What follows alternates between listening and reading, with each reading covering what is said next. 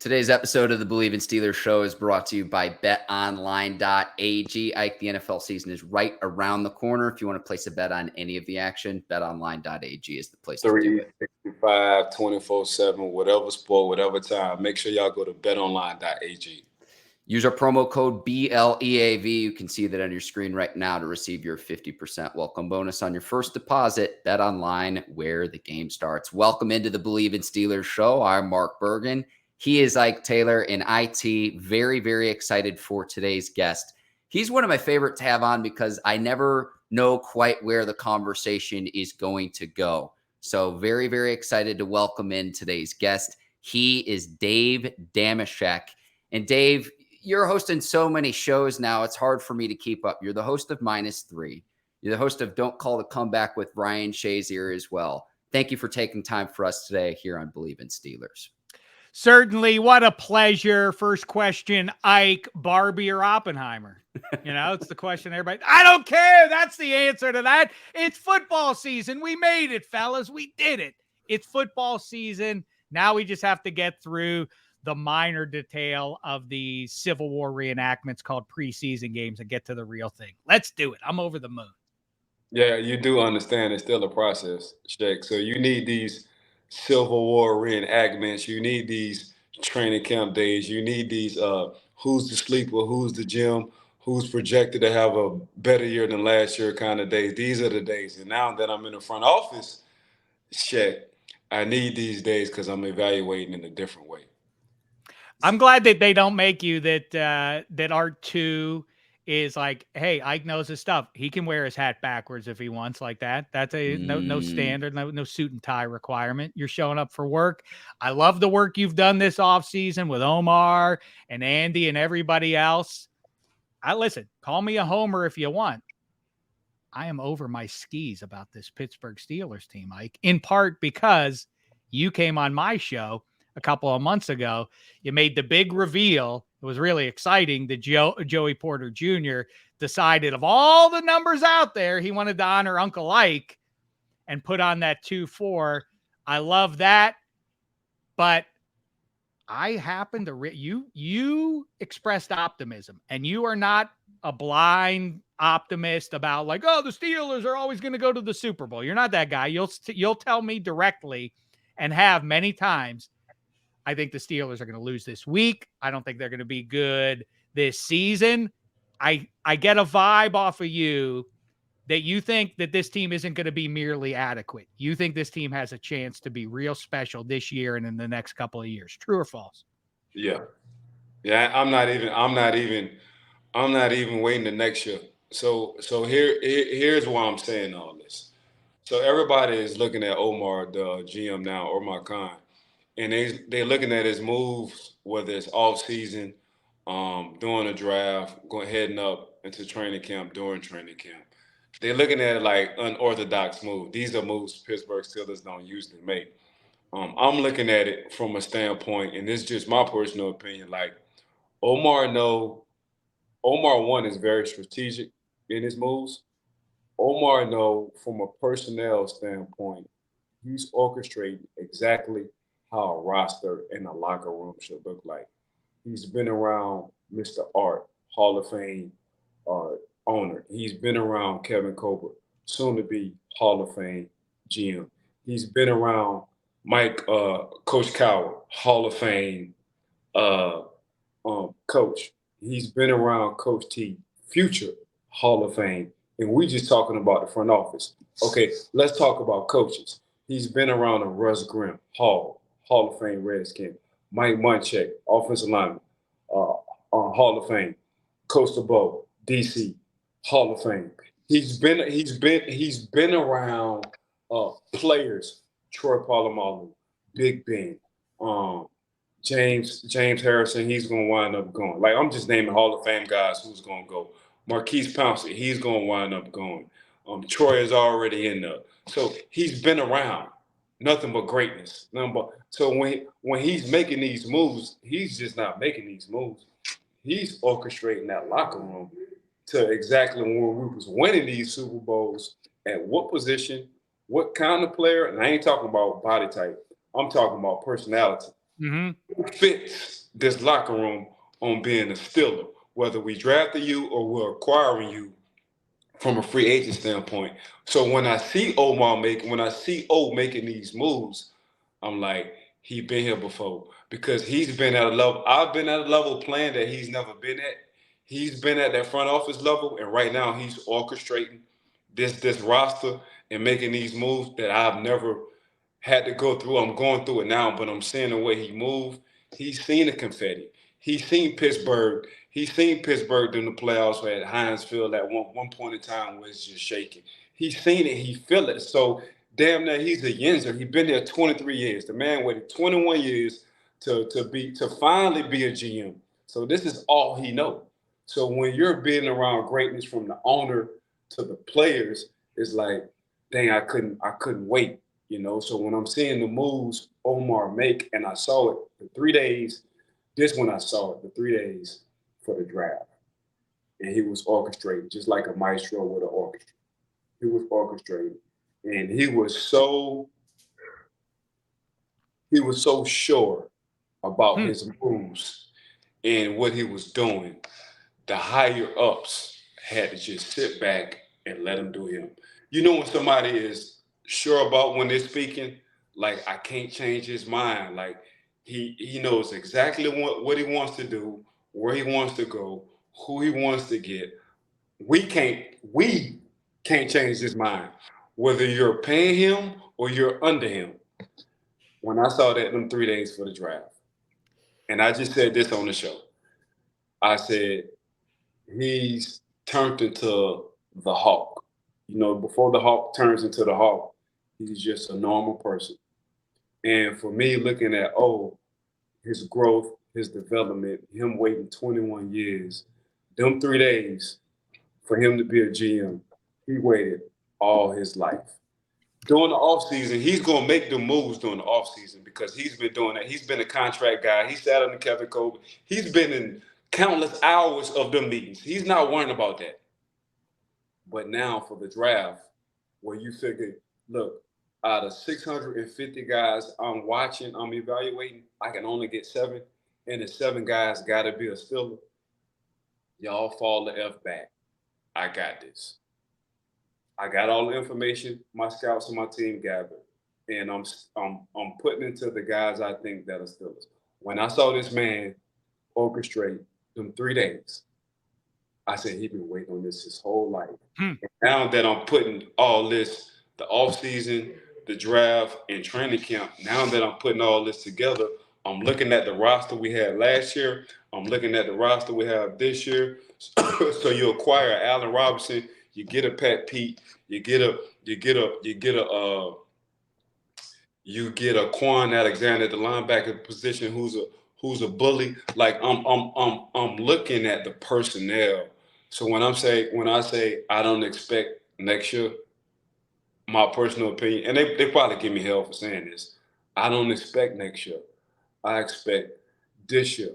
When you see how the 4 years at the quarterback position in Kenny Pickett, when you see the growth and development from him from the first half of the season last year to the second half of the season last year, and you're like, this is what 4 years do in college at that quarterback position. You're a little bit more mature. The game slows down to you a little bit faster, and you have 4 games, game-winning drives as a rookie. You have 4 of them. So when I'm saying, okay, now I got big expectations this year. But when I see a Coach Tomlin, and you have that loss against Miami, and Coach T is reassuring Kenny, you are a guy. Okay, it's gonna be a game or two like this where you're gonna get us out of more stadiums with wins than losses. That little loss, that little trip to the locker room before you head back and get on the flight and go to Pittsburgh is everything to not only to a veteran guy like myself when your head coach talk to you like that, but for a rookie, it's reassurance. Like, my boss got my back. When you see him get married on his second year, like, he's mature, he's ready, he's a grown. Kenny knows he's the CEO. When you see guys making these kind of moves, they know how valuable they are to this billion-dollar industry. So as much as I can glean from, watching on TV and listening and all of that, he does seem like he comports himself, again, for what it matters. Like, as you say, the CEO. And it's interesting what you say about Omar as well, because I think a lot of people would say he's not maybe as much an X and O guy, a talent evaluator, but you talk about, being able to, like Coach T, look a guy in the eyes and evaluate what he's got going on inside, what he's made of, and how much he loves football. And that seems to me to be the intersection with you and Ryan Clark and guys who, now a decade and a half beyond the glory days of that particular era, have sort of lamented about where the Steelers brand went over the last handful of years, which was specifically that you said that that on some level, the Steelers had lost their soul, lost their way a little bit in the players that they were bringing in. They got a little distracted by the fancy guy who was a splash play guy, and you and Ryan Clark and guys like that. And I've talked to Cam Hayward about that the Steelers are about, to some degree over the generations, a little bit of like a bully ball kind of mentality. And I think Omar kind of, correct me if I'm wrong, probably deferred to you and listened to you that was what was lacking with the Steelers in the AFC North specifically, and keeping up with the Joneses and specifically with the Baltimore Ravens. They kept their eye, the Ravens did, ironically, until I think the last year or two. They've now flipped the script and are now consumed by like, we got to get weapons on the outside for Lamar Jackson, and have lost where it starts for the Steelers and Ravens and Steelers, who the reason that rivalry is so great is because you are largely have been mirror images of each other for a quarter century now. And I think the script is kind of flipped now back towards the Steelers with the help of the last generation of players, high-end performers like you, saying we got to get back to that brand of ball. And then Omar brings in Andy Weidl to establish exactly that. Mm-hmm. The Eagles are dominant in terms of talent and depth on both sides of the line of scrimmage. That's where it's going to happen for us, and build out from there.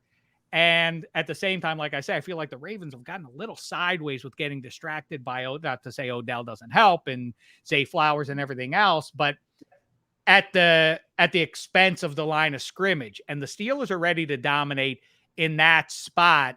And, I think part of it is the luxury of having the QB who you've identified is your franchise guy going forward.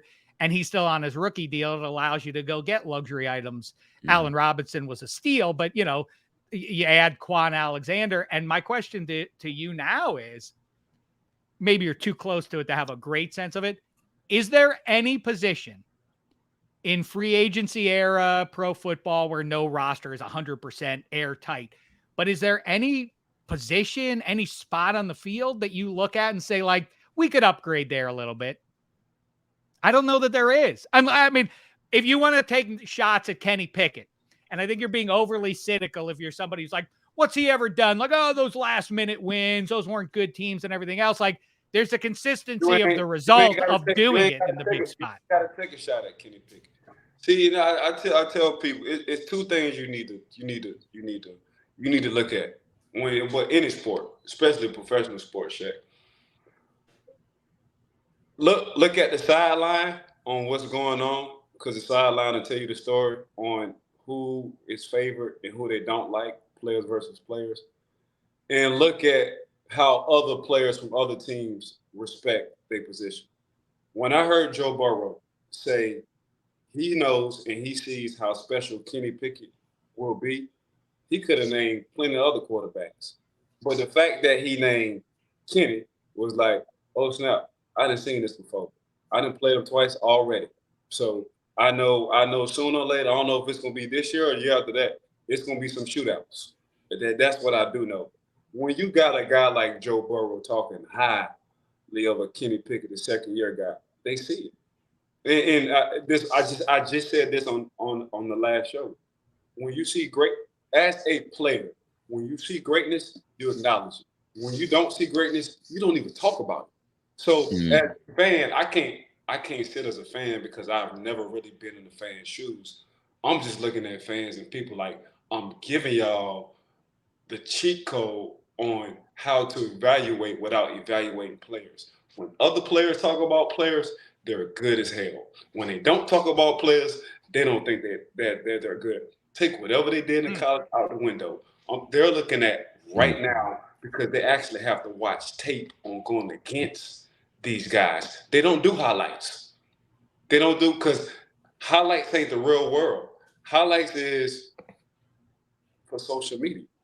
But when you're watching tape and you're an X and O guy, you know what this guy's good at, you know what he's not good at. And you learn how to attack him and how not to attack him. That's what you – so when a quarterback is talking about another quarterback, and Joe Burrow was talking about Kenny, he didn't have to mention Kenny's name. He could have said any other quarterback in the AFC North. Just listen to it. But the fact that – because there's some good quarterbacks in the AFC North, Joe included. The fact that Kenny came out of his mouth says a lot on how he thinks and sees and feels about Kenny Pickett. Yeah, let me piggyback off this really quickly too, Ike, because say what you want about the Madden ratings, but the Madden ratings are out, and Kenny Pickett comes in at like a 73. Deshaun Watson's a 78. Joe Burrow's a 95. He's the second best quarterback in the game behind Mahomes. Lamar Jackson's a 91 overall out of 99, 100 score you're trying to get. Do you really think come season's end that Kenny Pickett's going to be the worst quarterback in this division? I don't know who he's going to pass up, but I find it hard to believe that he's going to be the fourth best quarterback in this division come the end of the 2023 season. That's my 2 cents worth. I don't care how many yards Kenny throw for. And I'm just speaking on my behalf. I don't care how many yards Kenny throw for. If Kenny got 9 game-winning drives, ain't nothing else for me to say. We can talk about all it. If the game is close and Kenny don't have the breakout season what people expect for him to break out, statistically wise, but the man got 9 game-winning drives, I take that all day. I think we continue, whether it's Madden or fantasy football. I think, yeah, there is something that gets into your head about how some fans will stack up QBs. And it is, it's an interesting point that might sound obvious to some people about like highlights are not reality, but really look at the millennium in which we reside. I mean, Aaron Rodgers does over the course of his career has made some otherworldly throws, and Josh Allen trucks guys, and Lamar Jackson runs away from guys and they never put a hand on him. But who's the best of all time? It's Tom Brady. The nuance of the position is fascinating because you do sprinkle in from the fan side of things, the fantasy element and the video games and all of that. And then it's perpetuated largely by social media and beyond about like, look at this otherworldly throw. But amidst all of that stuff, I mean, really, Brady, think about, is Brady otherworldly as a physical being? No. Was Peyton Manning? Well, and these are the 2 guys who are probably the most successful of the millennium. And so, does Kenny Pickett sort of skew? I'm not saying that he is going to have the career that those guys had, but you get where I'm coming from, that it doesn't boil down necessarily as much as we kind of talk ourselves into it around the draft process and otherwise. It's not the guy who has the electric arm necessarily who gets over the hump. It is situation. It is the coaching that they get. It's what they're surrounded by. And I really do think, I don't know where Kenny Pickett's going to be in a decade from now.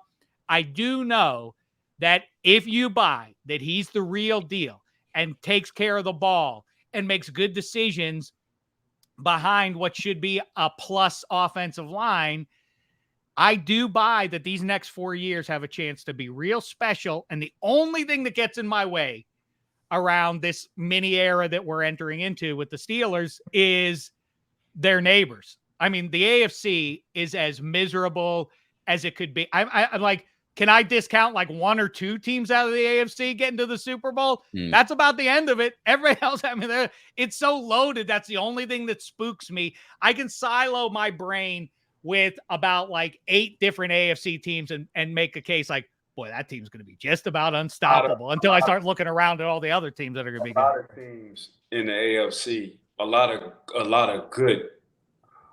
Hall of Fame, a lot of great players, but they will have to wait till they retire. Will get shortcutted because they're in the AFC right now. Mm-hmm. Right. One position is the quarterback position.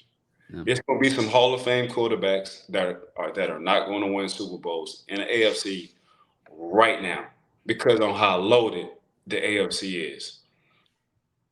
What gets you over the hump in the AFC is your head coach and you as a quarterback. So let's just stick to the AFC North, which is bully football, right? You got Lamar, Kenny, Joe Burrow, Deshaun Watson. Deshaun Watson at one point in time, he's trying to get back to where he needs to get back to, was Lamar before Lamar. Super athletic. He wasn't running like Lamar, but when it was time for him to get out of the pocket, if you knew Houston had a chance to win, it was once upon a time because of Deshaun Watson. Sure. Okay. You got a freak, talented, athletic guy, Lamar Jackson. Them guys don't come around too often. But if you ask me, I seen the Randall Cunningham, I seen the Michael Vick. We'll leave that right there. So I seen this before, right? Joe Burrow. That's your favorite. I know you love Burrow. I do too. I don't want to like him, but I mean, I'm talking about watching him play. He's the guy to me. That's Tom Brady's cousin. Right. They're not cousins. I just look at Joe Burrow like he's related to Tom because on the way he moved, the way he acts, his personality, the way he throws, he demands respect, but he don't really ask for respect. He's just one of the boys. You feel me? Yeah. Kenny is coming to his own. I know why they love Kenny. Like this offseason, I got an opportunity to spend some time with Kenny. And for me, what kind of music you listen to tells me a lot about you. So the fact I'm hearing this Future, the fact I'm hearing this little baby, this Lil Wayne, the fact that but then I catch you go to a whole country concert and you're on stage in Pittsburgh, I'm like, oh, this dude is well rounded. You know what I'm saying? So it's a little, he can hang out with everybody. He ain't got a certain kind of person he wants to hang out with. So when I'm seeing that, when they talk about Tom, and I'm not comparing him to Tom, when you look at Joe Burrow, when you look at quarterbacks and you see how competitive a Patrick Mahomes is, when you see all this, I'm like, Kenny has a good mixture of everything when it comes down to being a quarterback. Oh, by the way, he's 4-1-2 homegrown. He went to Pitt and they share buildings. So he knows exactly what it is to be a Yinzer. Now he's learning what it is to be a Steeler, but just to embrace the city. He grew up in the city 4 years ahead of everybody else. You know what I'm saying? So he knows exactly.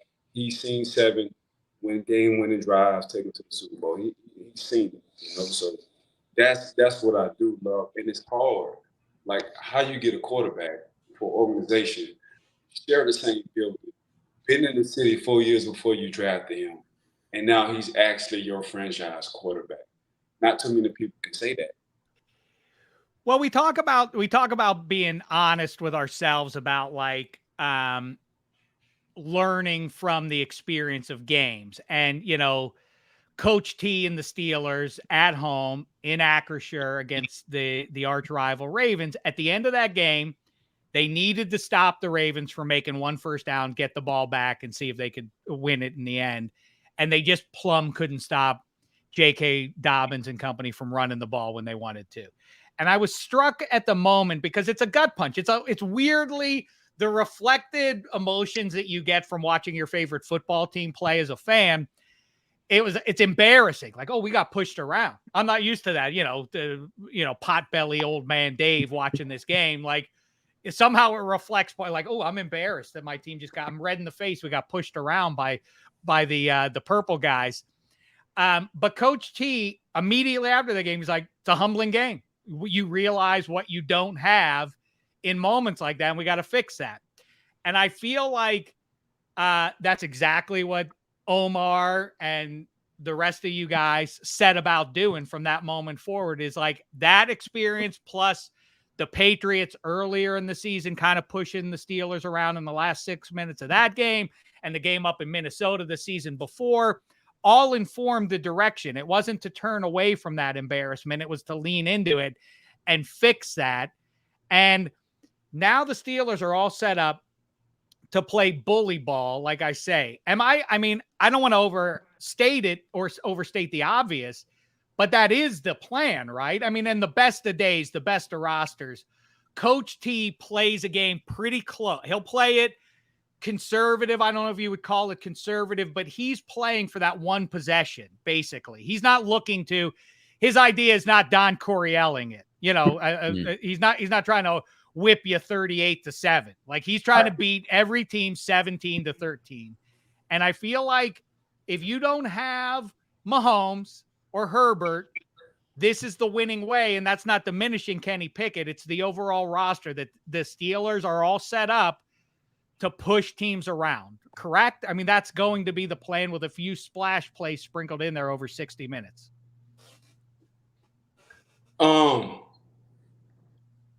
I mean, just it's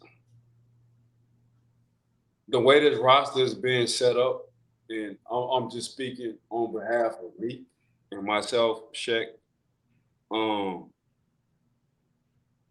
It's the I wish you would roster. Like, I wish your mother crossed this line. I wish you would.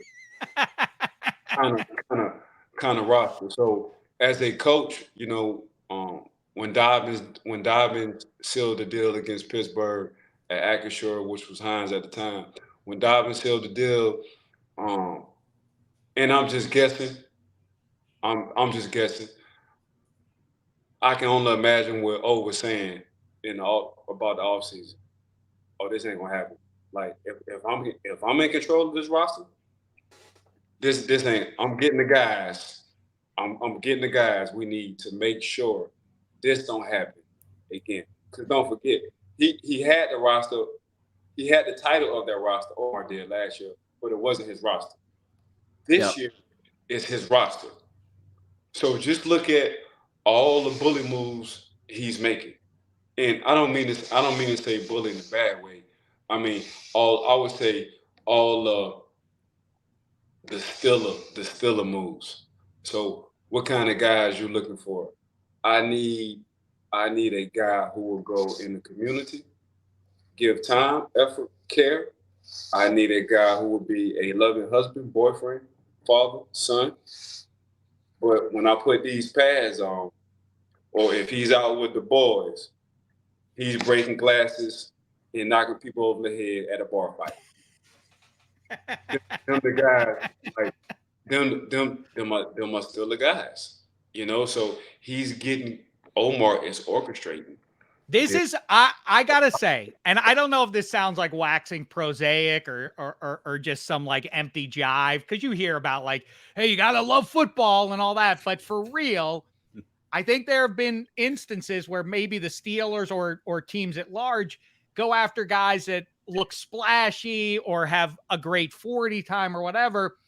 And that has been a rolling conversation. And I don't mean like for a couple of years, like since you and I first connected a long time ago now, a decade ago, this has been a thing for you that the Steelers, even among pro football teams, that the mentality is such a, you know, different eras can produce different teams. I think it can get overstated. Like if I'm going to talk about different sports, like because an NHL team wins with defense, won a Stanley Cup in 1983 doesn't mean that they still apply that same philosophy and approach to winning now. But in a weird way, for all the Yinzer talk about, Dave, we got to get back to like Frank A pounding the ball and good defense and all that.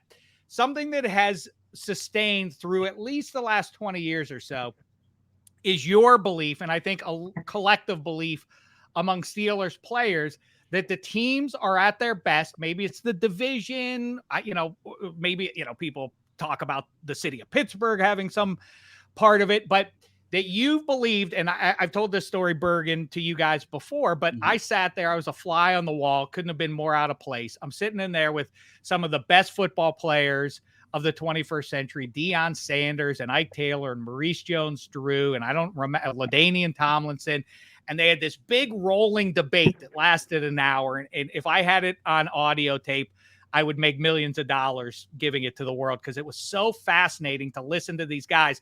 And it was the evening after Josh Norman and Odell Beckham had their fights on the field. Remember that game that just wouldn't end, they kept fighting each other the whole game, and it was crazy and all that. And there was a big philosophical debate that broke out with the Patriots way and the Steelers way. And it was like, you can't get involved. The Patriots were like, you can't get involved in that kind of stuff. Like, let the other team lose. It's cool. That's where we win, is because we're headier. We're ahead of the game intellectually and all that. And Ike was like, nope, not if you're the Steelers. Beat the guy up in front of you. I don't mean commit felonies, but physically dominate him. I wish you would kind of mentality. And that has carried the day and carried the Steelers to great success.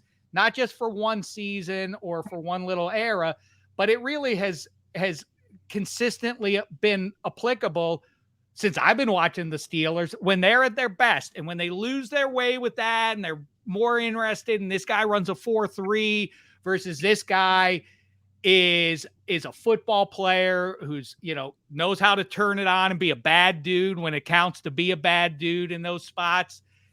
That's what what I know it's a weird thing, but it's elusive to like pin down. But that is like it's a consistent message from Ike and his teammates that I've talked to over the years.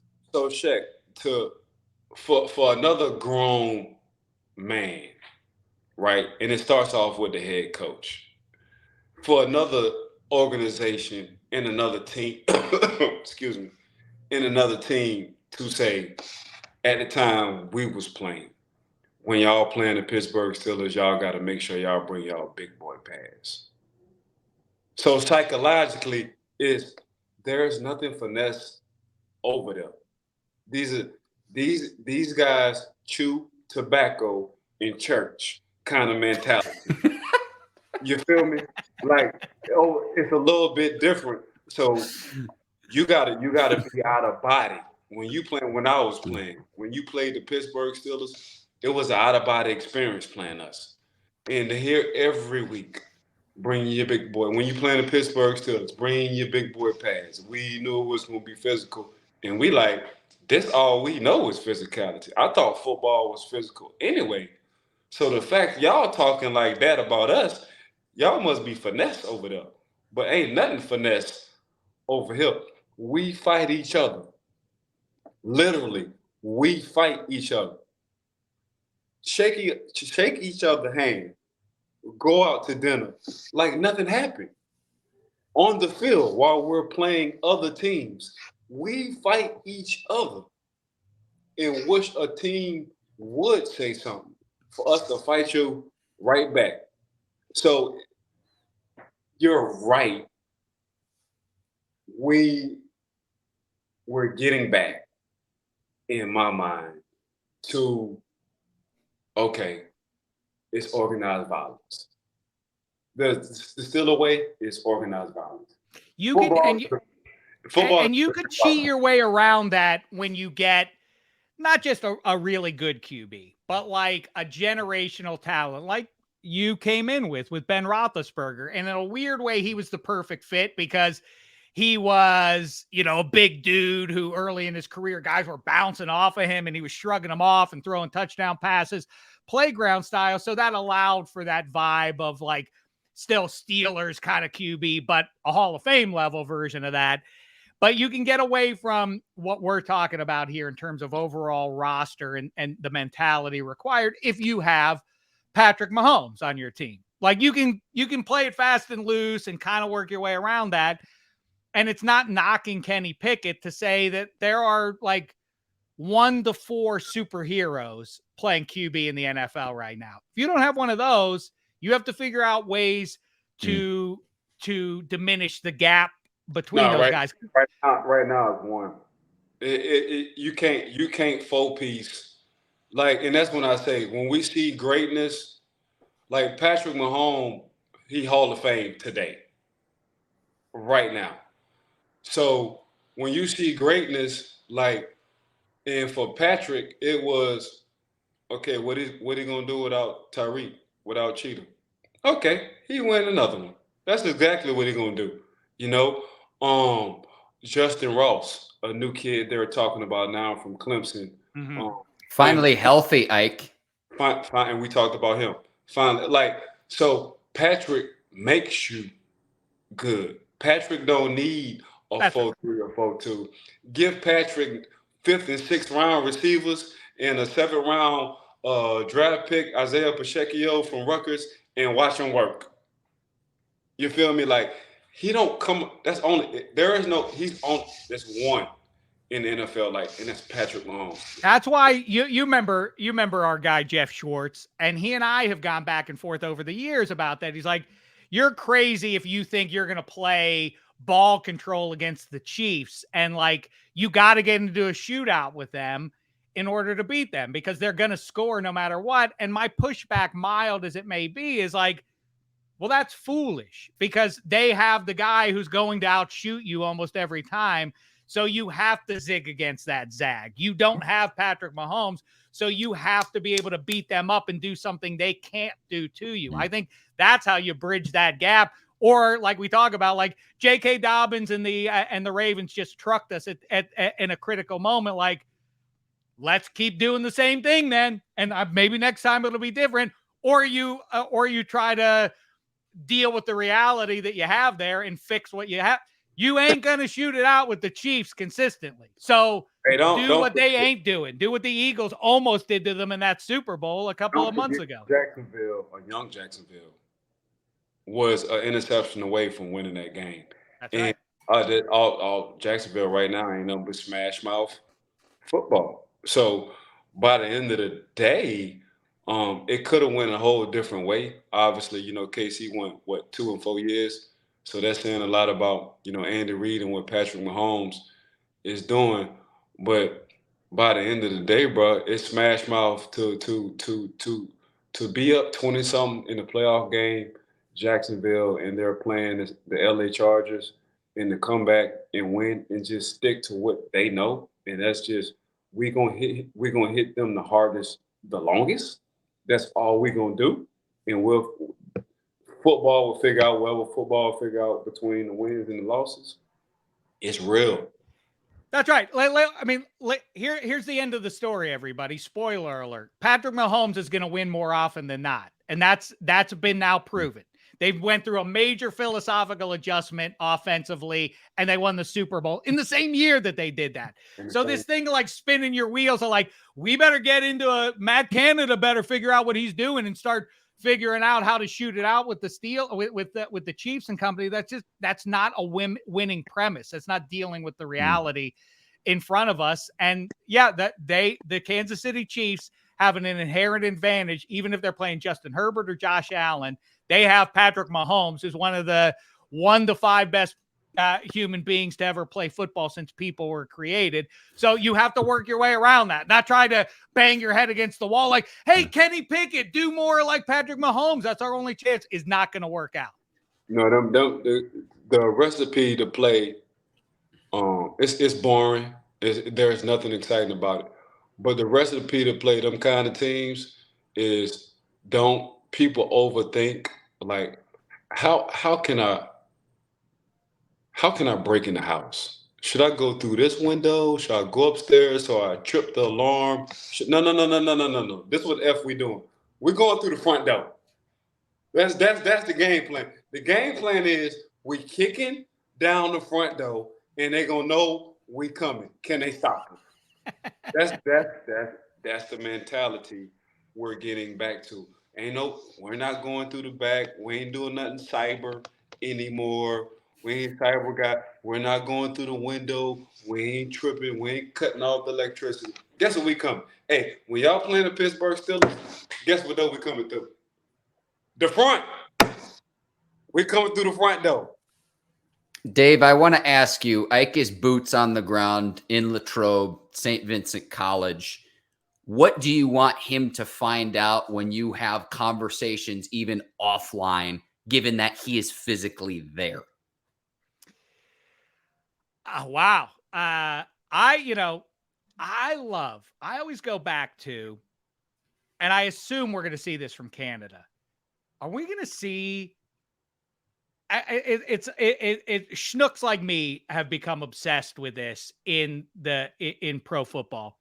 Are we going to see some 12 personnel, or not some, a lot of it, or 22 with Connor Hayward as sort of the fullback, if you will, or the H-back or whatever? Because to me, if the offensive line is a plus, as I suspect it will be this year, then you turn it into a pick your poison premise there. Deontay Johnson is uncoverable one-on-one. George Pickens is going to whip most everybody. And those who lament, like, he's not a separator, put the ball on him. When do you see him lose 50-50 balls? Like, that's because he's not running 4 yards beyond the guy trying to tag him, doesn't mean that he's not somebody who you can try to put the ball on, because he comes down with it almost always anyway. So anyway, if you go Deontay Johnson or George Pickens on the outside, and you have Najee Harris behind him with Connor Hayward, and then the two tight ends working the seams, that to me sets up an almost unstoppable offense. True or false? Are we going to see some of that?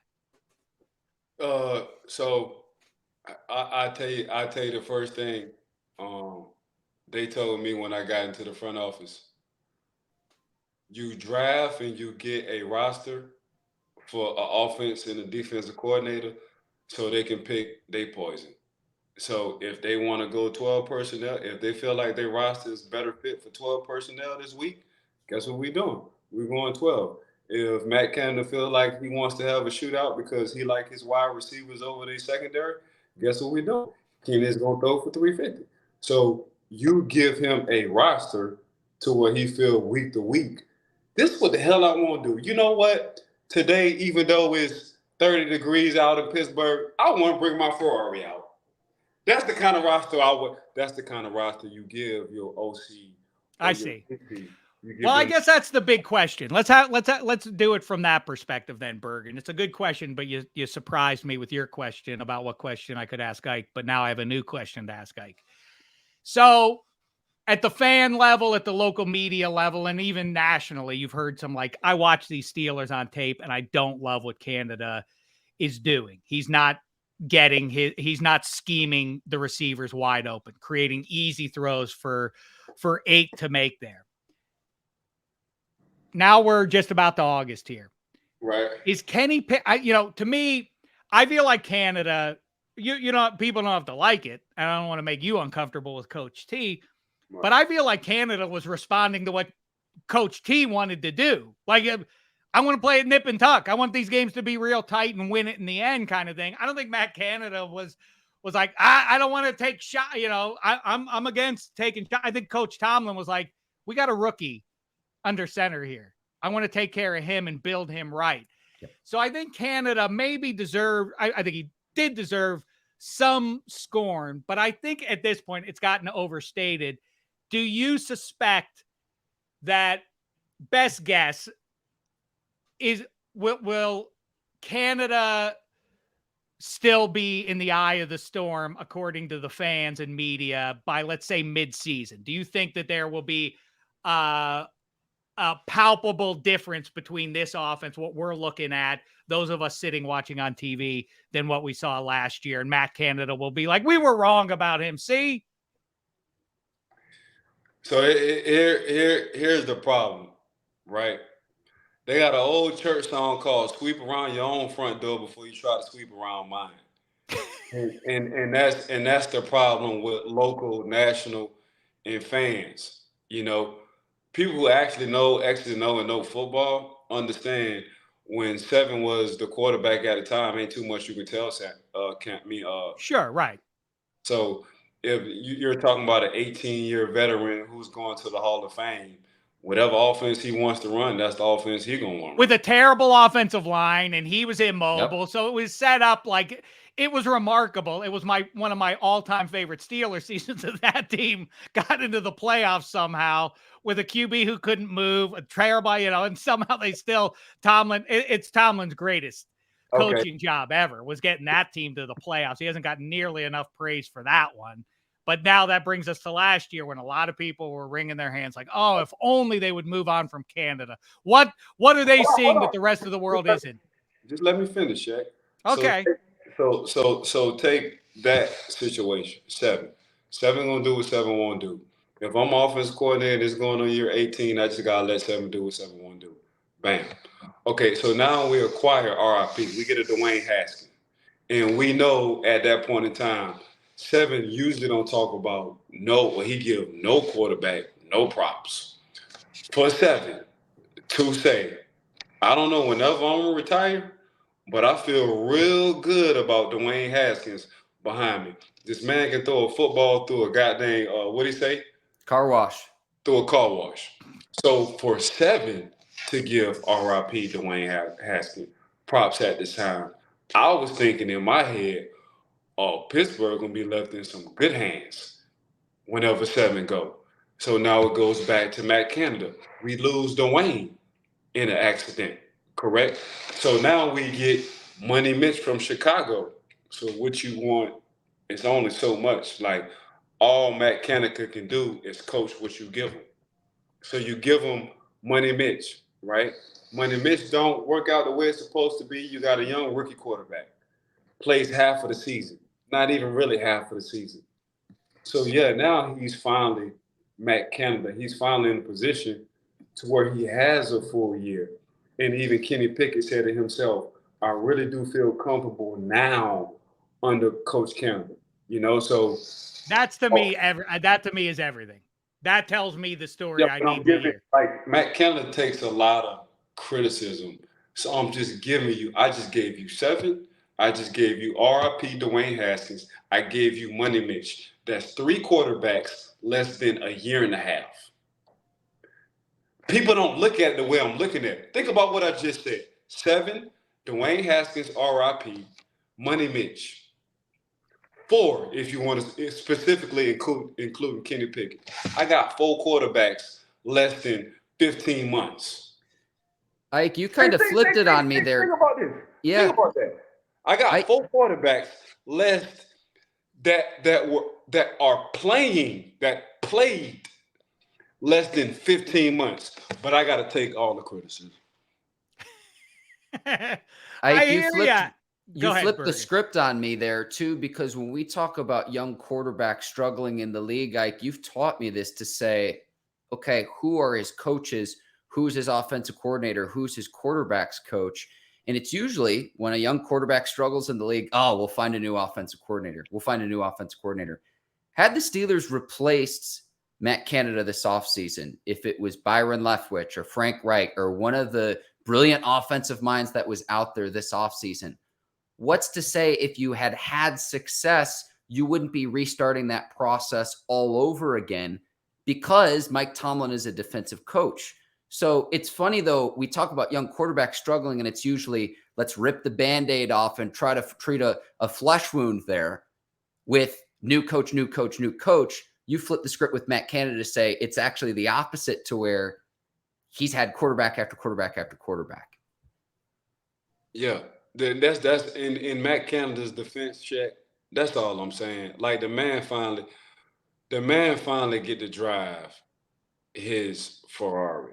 Like, I'm talking about his Ferrari. I'm not talking about the Ferraris y'all gave him. I'm talking about he actually get to drive his now. So it's a little bit different coming in for Matt Canada's defense. Like, dang, y'all finally gave my baby. Like, y'all took my baby, or I didn't have a baby, or I was making a baby, and I never got to saw my baby. So now the baby's at home. So that's how I feel. I think that's what I'm thinking too. And the other thing is, I think the nuance of it is that I keep going back to is Matt Canada is never going to do this. It's like this isn't my team. This is Mike Tomlin's team, and Mike Tomlin wants a certain brand of ball being played here.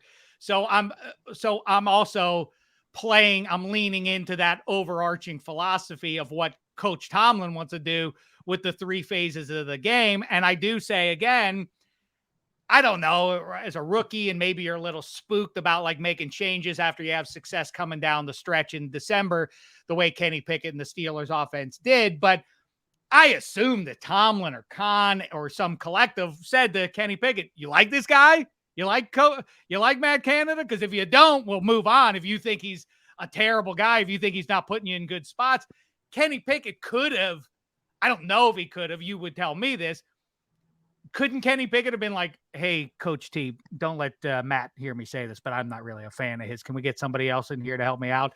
I bet that would have worked, right? And that Kenny Pickett says, "Yes, I want him back. I want to keep working with him," is the vote of confidence. And really, the only vote of confidence that I need as a fan to say that Matt Canada in year 2 for Kenny Pickett is the right call here. So, Shaq, you mean to tell me going into your job and doing what you do, you gonna let a rookie tell you what to do? Hey, Shaq, I think you right. I hear you. Right. Shaq, I think you start doing these shows like this. I don't like the way you're doing your shows, Shaq. You need to change everything you've been doing. Now, Shaq, I know I'm a rookie. You've been very successful before me, Shaq. But this is what you need to do, bro. I don't like what you're doing right here, Shaq. You need to change everything you do. Hell no. Like, Kenny know better. Kenny got to fall in line. Like, they've been winning Super Bowls before Kenny. They've been very successful before Kenny. Kenny's seen this before. He understands. So, whatever y'all give me, I got to work with. And whatever y'all give me to work with, I got to make sure I have a good relationship.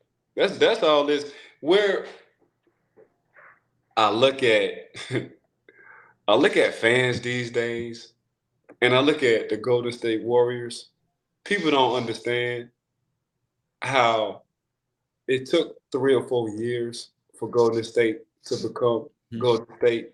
Now, after they didn't had the Clays, the Draymonds, and the Stephs, and they played with each other for 3 or 4 years, then the success finally came. You feel me? The same way in football, Andy Reid ain't changing nothing. He knows how valuable Patrick Mahomes is to him, and Patrick Mahomes knows how valuable Andy Reid is to him. When I look at the Philadelphia Eagles overnight, what we gonna do? We're gonna build off of defense. We're getting to the Super Bowl, and it's gonna be off of defense.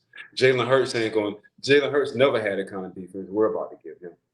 You know, we're gonna groom and develop Jalen Hurts. Same thing with the Pittsburgh Steelers. You acquire Minkah Fitzpatrick, you get a Pat Pete sitting on the back end, you get a Kwon Alexander, you got a cornerstone and Cam sitting in the middle with some other young studs. You got a league defensive MVP on one side and TJ Watt. Then on the other side, you get your $6 to $8 million guy who's developed like they're doing. We're getting back to what we need to get back to. And if you checked our roster when we was winning Super Bowls, we had tight ends out the ass when we won our roster. We had a running game out the ass when we won. When we had all this excitement sitting at receivers, we won no Super Bowls. We had the Mike Wallaces, the ABs, the Emmanuel Sanders asked me a Super Bowl. Not one. When you gave me the Hines Ward, the Santonio Holmes, Antoine Randall, we had action. If you gave me a Hines Ward, an Antoine Randall, and a Cedric Wilson, we had action. So everything people get caught up into what other people are doing, but Pittsburgh is one of the most successful teams. So why are you getting caught up into the right now when we didn't give you the recipe for success? I remember Baltimore Ravens. Trent Dilfer, I think he threw for 4 touchdowns in 4 games. What they wound up doing, winning the Super Bowl. You know, we talk about the San Francisco 49ers and the West Coast offense. The West Coast offense was something new to the world at the time. What Washington came up with. But guess what they had? They had a hell of a defense. You won't score no points on them. So you can get caught up in everything on a perimeter. I've never seen a perimeter. I've never seen a perimeter team that dominant win Super Bowls. even when Cheetah with KC was doing their thing, that was just Cheetah. You take Cheetah. I done seen Cheetahs. I done seen Mike Wallace plenty of times. I done seen Ted Ginn plenty. I done seen Cheetahs. I done seen Cheetahs before. I had to go get some Cheetahs before. But by the end of the day, them Jerry Rices, who ran a 4.5 or 4.6, but you put the helmet and the shoulder pads on him, he's running past people. You know what I'm saying? The Hines Ward, the former quarterback, who run a 4.6 or the 4.5, you put the helmets and the shoulder pads, you win Super Bowls. The Antoine Randall L's, the 4.5s, that's cool for fantasy. I get all that. But everybody getting fired because they ain't winning Super Bowls. You feel me? So when I see all this, okay, we getting back to the Allen Robinson. When I look at AR-15, if you ever see Allen Robinson in person, man, damn near 6'4", 230. When you see him, you look at he is? Wow, I didn't know he was that big. When you see him in person, all you thinking about is December, January football. I'm thinking November, December, January football. He gonna give a lot of people hell. Then I'm looking at a Darnell. Then I'm looking at a Pat Farber. When I'm looking at the roster, I'm like, you know what? In the beginning of the season, this is just my personal opinion. Beginning of the season, when I see Cam and his brother is a Swiss Army knife, and he can play multiple positions. That's gonna work well in the beginning. Perfect.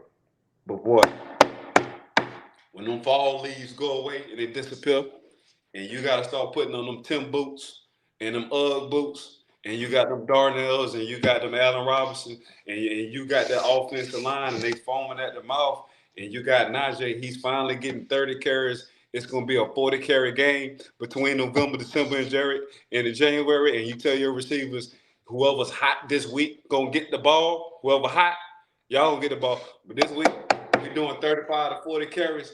I'm looking it's kind of a paradox in a way, because I think what you're talking about is a sustainable brand of winning, not like something that's going to work for a month or even a season, but something that season to season will sustain itself. And the paradox of that is that the Steelers, to me, and then the Patriots kind of took that mantle, which is signing away Steelers, signing a Steeler who's a free agent and assuming he's going to perform the same for your roster is fool's gold. And the Patriots kind of became that over the last 15 years or so themselves. It's a particular brand that works in one place. And I've said it before, I say it again. Somebody told me once a long time ago, when I was chasing, I was like, we got to get Ike Taylor at NFL media. The day he retires, you got to get him in here. And somebody said, Ike is super smart. You know how he's super smart is because he, in one or even two cases, was offered big deals to go somewhere else in the NFL and make more money in the short term. But he said, no, I'm not going to do that, because this is the spot for me to have sustained success, even though I won't make as much the following season.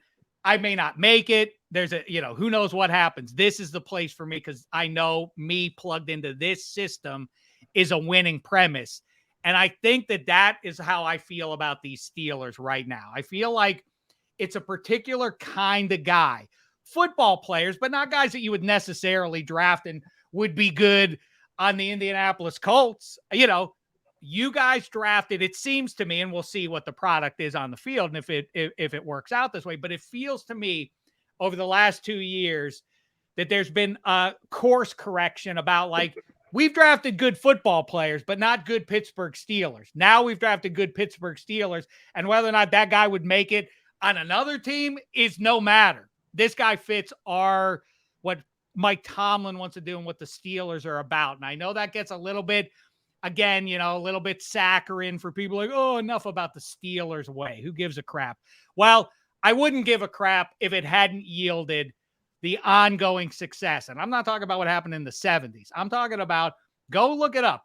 Since Coach Tomlin's gotten there, even the Tom Brady, Bill Belichick era, the Steelers are right behind them. The all-time greatest team over the last 20 years has won a few more games than the Pittsburgh Steelers have over the same course of time. The Steelers' way is a winning way, and it transcends a season or two and a player or two. It is a collective. And I think that it feels to me from the outside looking in that that's what you've achieved here. So check. I heard you say something earlier, so I would disagree with you. When you said Coach T should have won the Coach of the Year 2 years ago, when they was going, he was down to Duck Hodges. You're like your fourth string. 2019. Right, that was 2019. Okay, last year, I thought to go 2-6. 2-6. That would have been the year everybody would be like, you know what, this is Coach T. Mm-hmm. It finally caught up with Coach T. For that man to go, what he went 9-8, to go 9 with a rookie quarterback, and we're talking about the bottom half of the AFC division. Everybody keep talking about these quarterbacks in the AFC North and blase. Coach T still hasn't got blown out by none of them. You know, the only team that blew us out last year was the Philadelphia Eagles. That was a good old butt whip. Well, the Bills whipped them pretty good too that time. But I also ascribe that was first half of 2022 stuff. They turned the corner when TJ Watt got back. Out of 17 games, you're gonna get your one of the 2 weeks, you're gonna get a butt whipping. That's just how it is. 2 to max. We talking about 3 and 4 butt whippings, everybody getting fired. But for that man to go 2-6, 2-6, to finish off 9-8. The man lost 2 games in the second half of the season. And if they would have won a game before that, they would have snuck in the playoffs. So for the man with a rookie quarterback, for the man to do that for me, Shaq, was he needed to be Coach of the Year last year. Only reason for pessimism would be like I keep saying, it's the rest of the AFC. There's nothing that I would look at about this Steelers team that would lead me to believe that there's a shot that they go under 500 this year. When think about it, Shaq. Who plays Lamar the best? Pittsburgh. Sure. Who plays Joe Burrow the best? Pittsburgh. And you know how we feel about Cleveland. You know, Cleveland is Cleveland. They're funny. They're an amusing group. Yes. So that's what I'm like. When it comes down to playing the top quarterbacks in the league and having a chance to get out the stadium and winning ball games, nobody does it better than Coach T. Nobody. Funny like a clown, no. Funny like a Brown. Same thing. That's how I feel about the Browns. I'll believe them when they give me a reason to believe them. Browns to the left of us, Ravens to the right. Here we go, Ike. Here we go. Let's do it now, Bergin. Let's this year do something special. Even in the era of the fancy pants superhero QBs, I think the Steelers have a chance to do something special here. And again, the pessimism, they didn't have one of the 5 best non-QBs in the league last year when TJ Watt went down. You talk about a Jenga piece. TJ Watt, you extract him, the whole thing did implode for half the season, and they injected the rookie QB, and then they went on that heater down the stretch. The idea that the Steelers ain't going to get to double digits is near unfathomable. I can't say the word unfathomable. I don't know why, but I can say double-digit wins for the Pittsburgh Steelers. This is very telling to me, though, Ike, because Dave has been a Steelers fan for longer than I've been alive, maybe longer than both of us. Don't talk like that to me.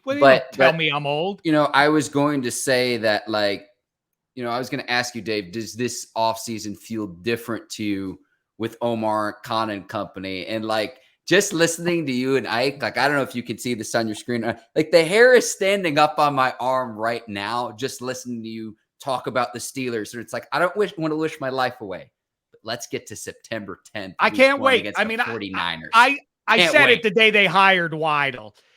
I said they're not bringing him over here to see if he can draft the fastest kid out of the SEC. They bring Weidl in to do what the Eagles have done for the last decade. They have been playoff relevant no matter who their quarterback is, Jalen Hurts to Carson Wentz and Nick Foles in between. They always are on the cusp if they don't get into January because they dominate you at the line of scrimmage. Again, not just with talent, but when they lose some of that talent, they have depth there. Now the Steelers have exactly that. That's the core of where the Steelers are going to thrive. And by the way, then you start getting into, like, you want to talk about Freiermuth and Pickens and Deontay Johnson and Allen Robinson, if he's right, and Najee looking the way he looked at the back end, and Jaylen Warren to spell him, and Minkah Fitzpatrick, maybe the best safety back there. You talk about 3 levels on defense and dominators at every level there, and the pieces around that. Why wouldn't I be optimistic about the Steelers is the question. No, I mean, you have right now we got a young offense, so we can't talk Hall of Fame with the offense. On the defensive side, arguably we'll see how Mika turns out. Don't forget we just acquired Pat P. He's a gold jacket. Cam gonna wind up getting a gold jacket. TJ gonna wind up getting a gold jacket, and we'll just see from there. So when you talk about it, you're being optimistic about this check. You're not far off. You know what I'm saying? It's just people going to think you're a homer because you talk about Pittsburgh all the time. Ain't nothing wrong with that. But at the same time, when you look at what happened, how they ended the season last year, when you look at how well Coach T plays against, Pro Bowl, future Hall of Fame quarterbacks in the division, so you got to look at it from that. And now you got a second-year guy in Kenny Pickett with an offensive coordinator in his second year with some weapons. Listen, by the way, this Homer jive is just that, jive. Because this, Ike. This has been, I think, 11 years in a row. I haven't been wrong about the Steelers' final record by more than a game in 11 years in my predictions, and that includes when I was on the nose with back-to-back 8 and 8 years. It's not like I always think the Steelers are the best team in the AFC North. I don't think they're the best team in the AFC North this year right now as things set up. We'll see how things go. I do think they're a second-place team. But if you do want to hear me badmouth and not be a homer about black and gold related matters, let me talk about the Pittsburgh Penguins and how they finished off last spring. Or let me talk about the Pittsburgh We don't have time for that. Steelers season, Ike. Bergin, get right. Get on board. Get on the right side of history. Good things are coming our way. The great thing about it is if you're in Pittsburgh, it's always still a season.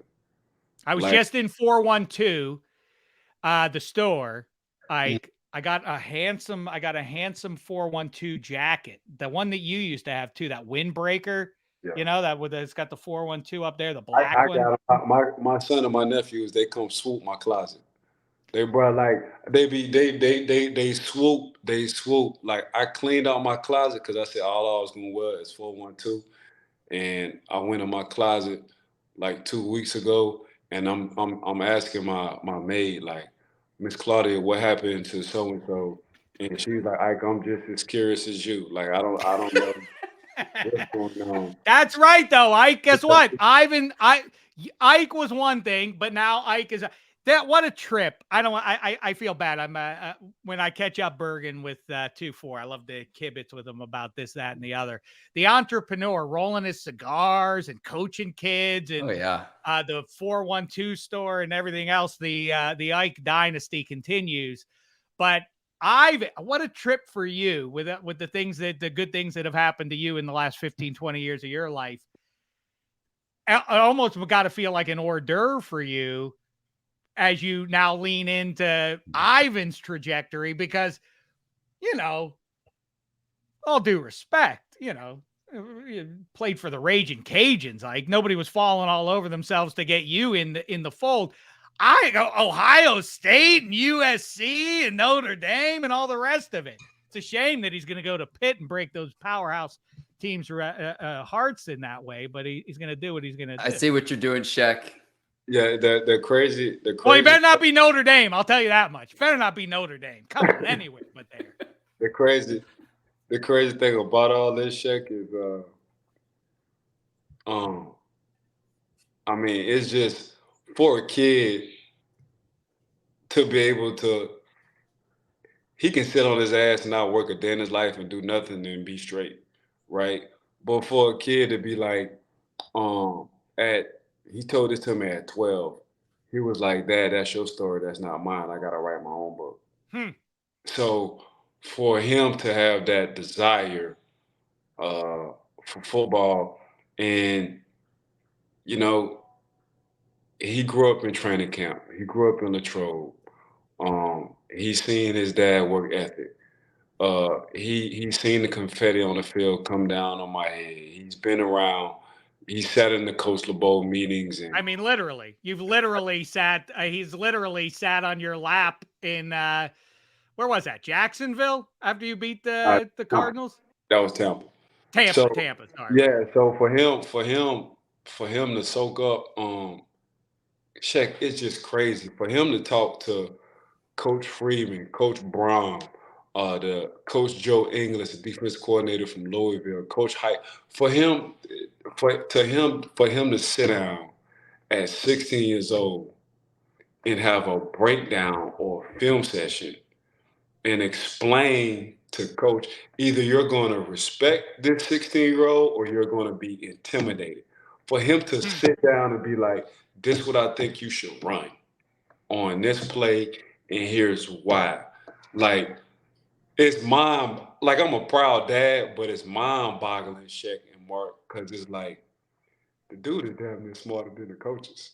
So now I see why he's in a position he's in, because they just, like last night, him and his head coach from high school, they're sitting down talking on the game plan, on how they want to attack an offense for their first game. Him and Ivan talking. So I'm like, man, this dude all the way. He just so happened to be a superior athlete, and he wants to take souls from kids. That's just a bonus in them two aspects. As a high school junior, mind you, Dave. Correct. It's amazing. I'm not surprised though. Like, there is something to that, like, not coach's son, but player's son. Like, he was steeped in it at a young age.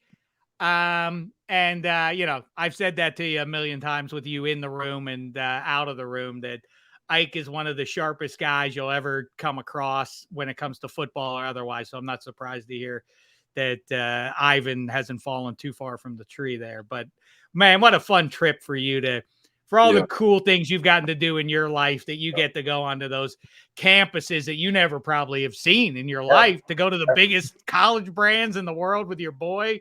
Has to be pretty rewarding stuff. Yeah, Shaq, it's like I was talking to a parent, because one of the parents, says their kid really loves football, but his son is real good in baseball, and why he wants his son to play baseball. And he was talking to me about his background.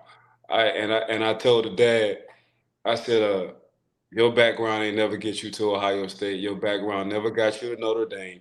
So go ahead and give your kids some credit. The fact that even though you want your son to play baseball, he's here sitting at Notre Dame for a reason. Obviously, he's good in football. And at this particular point in time, once you hit 16, 17 years old, you just got to pick one sport, because you got to be all in with it. I said, give your son a lot of credit, because your son is giving, I'm talking to you as a dad, because my son is giving me some experiences I would never have. Going into these Power 5 schools, sitting down, looking at these facilities, talking NIL deals. Like, you ain't never had this, so stop living in the past. Appreciate what you have right now. Because I'm going to tell you what my son's mom told me, that I had to hit the light switch on. Your kid is only going to be 16 one time. They're only going to be 17 one time. 18, they out the door, they out the window. They're not coming back. So appreciate the experiences that they're giving you. And that's exactly what I'm doing. And I tell Ivan this all the time. Like, thank you for giving me experience I would have never had if you wasn't doing what you need to do in the classroom and on the field. So that's nice. But you know what? I hope my kids are listening now, and this kick gives them a collective kick in the butt. Where you got? I need a child that gets me on a tour of all the finest schools in the nation. I want something that I know I can hang it up in a few years, and you'll take over, kids. What are you doing with yourselves? Listen to Ivan. Shame on you. That's a message. We almost got Dave to use his patented slogan, "Shame the devil." We were about this close. Yeah, it's a lot of work Shaq, and I tell my son, like, at your age, I was working, but I wasn't working. Like, to get up at 4 o'clock, you and your homeboys, about 5 of y'all, to get up at 4 o'clock in the morning, be at my house for 4:30, train for an hour, then go to school, shower at my crib, then go to school. Nobody 14, 15 years old doing that. Nobody. They're not dedicated. They're not wired. So, Ivan, it's the reason why you're getting these offers, because everything you're doing while people are not watching is starting to add up. Like, you're getting blessed now because you don't want to go to the prom. You don't want to hang out. You want to be home 8:30, 9 o'clock. You need to be in bed. This is what you're telling me. This is what you're doing. So it's a reason. You got one. I've been focused. I've never been that focused. You know, That's so amazing because you're pretty dedicated fella yourself with your yeah. disciplines.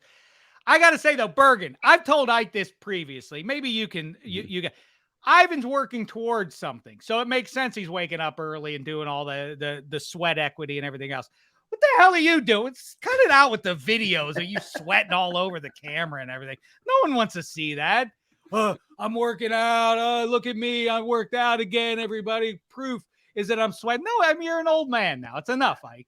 He's aging like fine wine, Dave. Hey, Shaq, I like when I go to the doctor and the doctor be like, "Why you here?" That's a good feeling. Like when you go see the doctor and the doctor asks you, the doctor want to get on your regimen. I'm like, I'm doing pretty damn good. So doctors to me is like, took you long enough. You needed to be in here 6 months ago. Now drop your pants and turn around. Yeah, I go see Doc. I get all that. I go see Doc, man. Doc said, "Man, I'm coming to work out with you." I said, "Well, come on." I said, this is what you tell a lot of people, huh? Doc said, "Nah, man, you I don't know what you've been doing." All right, suit yourself. I don't care for it personally. As somebody who follows you on social media, when I see Ike, look at me, everybody, look at me. Why? To what end? Why do I have to look at this? It's called stand away from Doc. All right. That's all I'm doing. Okay. And when you put that swimsuit on, you feel me? When you put that swimsuit on, and you know that swimsuit for me is nothing. So when you put that swimsuit on, and you just look at yourself, and you know, and the mirror talk back to you, that's crazy. Your phone like the phone call me. I'm like, man, who calling me? The mirror says me. I'm right in front of you. I said, boy, that's looking good. Right, when the mirror call you and tell you don't leave, stay right there. You're doing good. You're doing good. So that's why man in the mirror looked at me and threw up a couple weeks ago. Yeah, it's a different life experience. Yeah. Yeah, that's it's crazy. It's crazy. You know. So I get it. That's why I'm training. I love training. No, but all joking aside, you know, I love training these kids. It's therapeutic for me. I remember Coach LeBeau said, man, you're supposed to hang around 4 kind of people. People older than you, people your age, people who are younger than you, and people younger than the people. So you got to balance your life out when you do that. So that's what I always try to do, Check. So I always try to hang around a couple of different generations to learn from and to grow and develop, you know, and try to give them some insight as well. Outside of Mo Dameshek, my mother, I don't know if I've ever known anybody in all my years who, what's it called, a Q rating, like everybody likes, whatever it is. I don't know anybody who's more universally embraced by different kinds of people from different walks of life. Mo Dameshek and Ike Taylor. Those are the 1 and 1A in my experience. People, everybody like spend 4 minutes with that guy, with that person. Like people like, I like that person. Boy, really a winning personality. Everybody comes away from Ike Taylor feeling the same way. So what a pleasure to see you again. You see me in a whole different level, though. You see me in that TV realm where we've been around some A++ celebs, and you know, them A++ celebs. A few of our conversations between me and you, whoever, check it. It's been hours. So it's like, dang, what they talking about? What they doing? You know, so.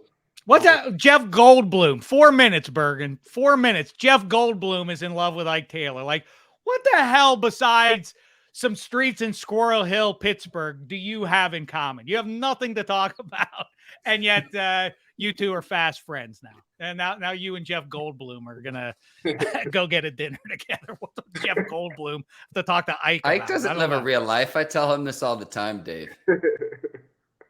Yeah, right. That's right. Like, yeah, I've said that to Ike many times. Your counsel, like, this is what you should do. Like, you live in a different reality than the one I live in. The stuff that works for you would not work for me as I go through life. Well, not just that though, but this also says the guy who's played catch with Kevin Costner before too. So Dave, don't sell yourself short. That's true. I did ask him if he wanted to have a catch, and we had it. It was pretty good. Dave, I want to thank you. Is there anything else we want to get to? We're an hour plus. Yeah, let's do 4 more hours, and then that's got to be it. Then we got to go about our day. Perfect. Now let's put a pin in it. Let's revisit at some point during the season and figure out whatever hash hasn't been resolved here today. Gotcha.